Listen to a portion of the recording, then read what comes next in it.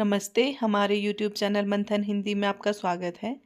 जैसा कि आप जानते हैं, हमारे चैनल के द्वारा HPRC TGT आर्ट्स कमीशन 2025 के लिए फ्री ऑनलाइन क्लासेस प्रोवाइड कराई जा रही है। यदि आप भी अपनी तैयारी को बेहतर बनाना चाहते हैं तो हमारे चैनल से जुड़ने के लिए चैनल को सब्सक्राइब अवश्य करें। आज की क्लास में हम पढ़ेंगे भूगोल और आज के हमारे टॉपिक है पृथ्वी की गतियाँ, सूर्य ग्रहण और चंद्र ग्रहण।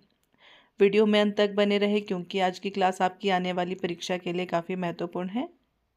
शुरुआत करते हैं आज की क्लास की। पृथ्वी की गतियाँ।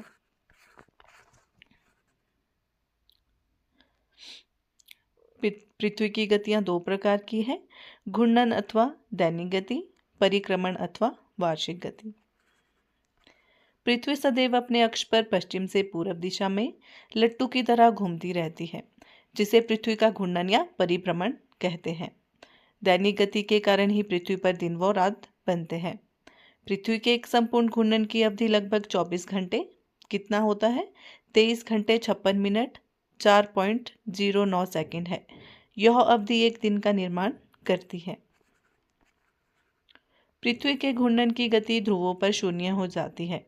परिक्रमण अथवा वार्षिक गति क्या होती है? वार्षिक गति पृथ्वी सूर्य के चारों ओर एक अंडाकार मार्ग पर एक चक्कर पूरा करने में 365 दिन व 6 घंटे का समय लेती है। इस अंडाकार मार्ग को कक्षा कहते हैं। पृथ्वी की इस गति को परिक्रमण या वार्षिक गति कहते हैं। 6 घंटे का अतिरिक्त समय फरवरी माह में जोड़ दिया जाता है, जिससे प्रत्येक 4 वर्ष में फरवरी का महीना 29 दिन का होता है। इस तरह प्रत्येक 4 वर्ष पर 366 दिन का एक वर्ष होता है, जिसे लीप वर्ष कहते हैं। ठीक है, लीप ईयर किसे कहते हैं? लीप ईयर 366 दिन का एक वर्ष जब होता है उसे लीप वर्ष कहते हैं। पृथ्वी सूर्य के चारों ओर अंडाकार कक्ष में घूमती रहती है। पृथ्वी और सूर्य के बीच की औसत दूरी 149.6 मिलियन किलोमीटर है। एक समय पृथ्वी समय सूर्य से सबसे दूरस्थ बिंदु पर तथा दूसरे समय निकटस्थ बिंदु पर स्थित होती है। उपसौर उपसौर क्या होता है? सूर्य से निकटतम स्थिति को उपसौर कहते हैं। ठीक है, जब सूर्य से निकटतम स्थिति पर होता है पृथ्वी तो उसे उपसौर कहते हैं। ऐसी स्थिति प्रत्येक वर्ष 3 जनवरी को होती है। उपसौर के समय पृथ्वी और सूर्य को मध्य की औसत दूरी लगभग 147 मिलियन किलोमीटर है। अपसौर क्या होता है? पृथ्वी जब सूर्य से अधिकतम दूरी पर होती है तो इसे अपसौर कहते हैं। ऐसी स्थिति प्रत्येक वर्ष में कब होती है? 4 जून को होती है। अपसौर के समय पृथ्वी और सूर्य के मध्य की औसत दूरी लगभग 152 मिलियन किलोमीटर होती है। ठीक है,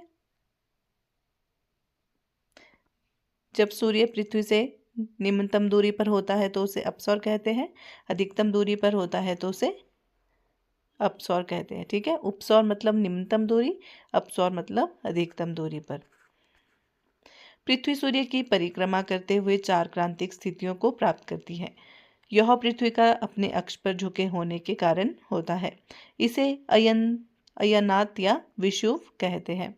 जब सूर्य भूमध्य रेखा पर हो तो उसे विषुव कहते हैं। जब सूर्य मकर या कर्क रेखा पर हो तो उसे अयनात कहते हैं।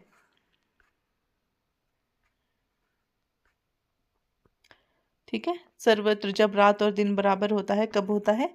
23 सितंबर को।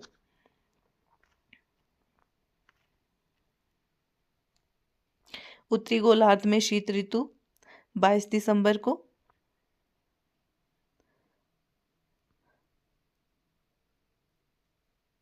और दक्षिणी उत्तरी गोलार्ध में ग्रीष्म ऋतु 21 जून को।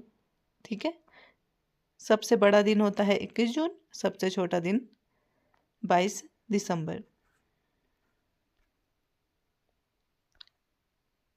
21 मार्च को दिन और रात बराबर होते हैं शरद ऋतु में।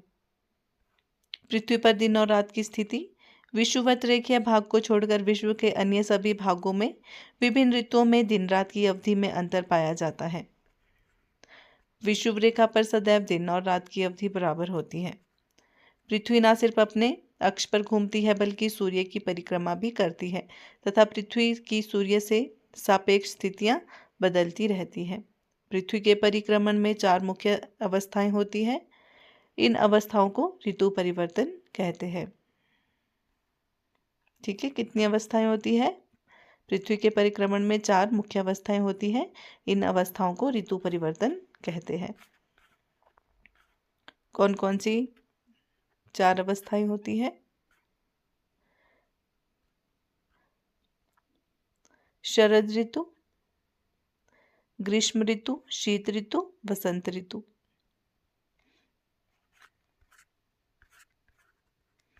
कक्ष तल से पृथ्वी के अक्ष के झुकाव के कारण ऋतु परिवर्तन होता है। जब पृथ्वी के अक्ष का उत्तरी भाग ध्रुव सूर्य की तरफ झुका होता है तो सूर्य की किरणें उत्तरी गोलार्ध पर सीधी पड़ती है।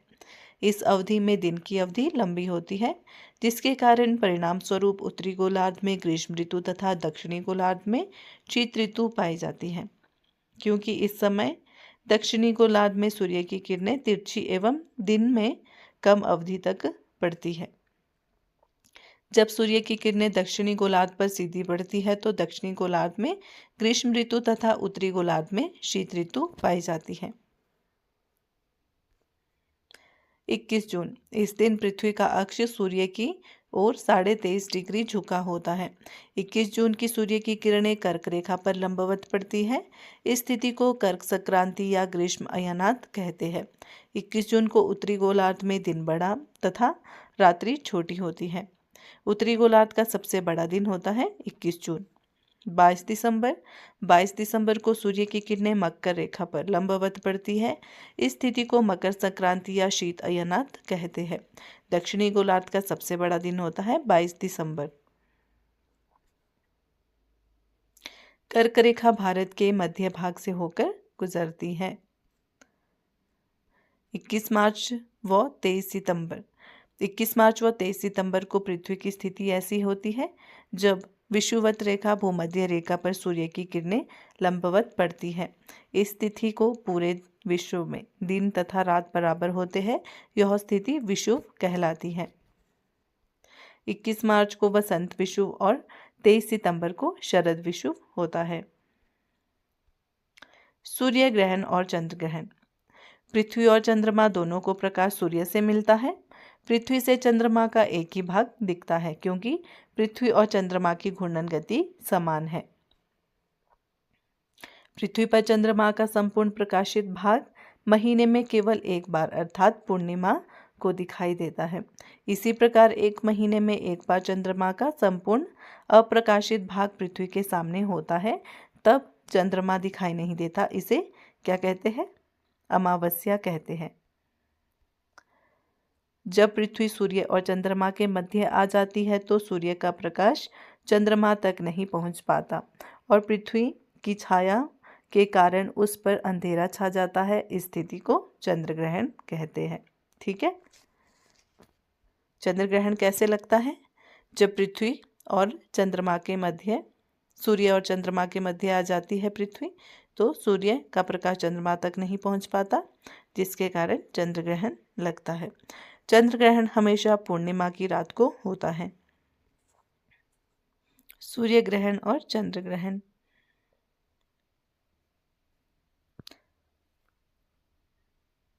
सूर्य ग्रहण कब लगता है? जब चंद्रमा पृथ्वी और सूर्य के मध्य में आता है तो उसे सूर्य ग्रहण लगता है। सूर्य की स्थिति तब बनती है जब सूर्य एवं पृथ्वी के मध्य चंद्रमा आ जाए तथा पृथ्वी पर सूर्य का प्रकाश न पड़कर चंद्रमा की परछाई पड़े। इस स्थिति को सूर्य ग्रहण कहते हैं। सूर्य ग्रहण हमेशा अमावस्या को होता है। चंद्र ग्रहण कब होता है? एक वर्ष में अधिकतम 7 चंद्र ग्रहण और 7 सूर्य ग्रहण की स्थिति हो सकती है। 22 जुलाई 2009 को 21वीं सदी का सबसे लंबा पूर्ण सूर्य ग्रहण देखा गया था। सूर्य ग्रहण के समय बड़ी मात्रा में पराबैंगनी किरणें उत्सर्जित होती है, इसलिए नंगी आंखों से सूर्य ग्रहण नहीं देखा जाता है। किसी भी परिस्थिति में पूर्ण सूर्य ग्रहण 8 मिनट से अधिक नहीं हो सकता। आशा करती हूँ आपको क्लास अच्छी लगी हो। धन्यवाद।